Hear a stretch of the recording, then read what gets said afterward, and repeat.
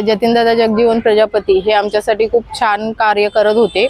जेव्हा ते नगरसेवक नव्हते तेव्हाही, आणि आज ते नगरसेवक निवडून आले आहेत तरीही ते खूप छान असं आमच्यासाठी काम करतील ही आम्हाला आशा आहे। कारण की त्यांनी जेव्हा निवडून नव्हते आलेले तेव्हा त्यांनी आमच्यासाठी बचत गट ओपन करण्यासाठी खूप हेल्प केली, आणि आज ते निवडून आले आहेत तर ह्या माझा सगळं पूर्ण लेडीज वर्ग आहे, जे म्हणजे महिला वर्ग आहेत, त्यांना खूप आनंद झालेला आहे। आणि आम्ही आज सर्वजण त्यांच्या भेटीसाठी इकडे आलेलो आहोत।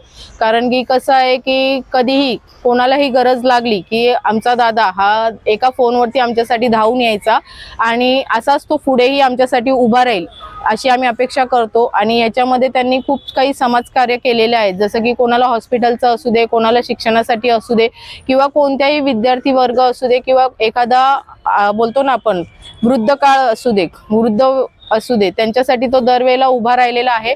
त्याच्यासाठी आम्ही सर्व महिला वर्ग आज त्यांना सपोर्टसाठी आणि त्यांना शुभेच्छा देण्यासाठी आज इकडे थांबलेलो आहोत आणि त्यांना शुभेच्छा देत आहोत। थँक्यू। आणि जतीनदादा निवडून आले त्याबद्दल त्यांचं अभिनंदन।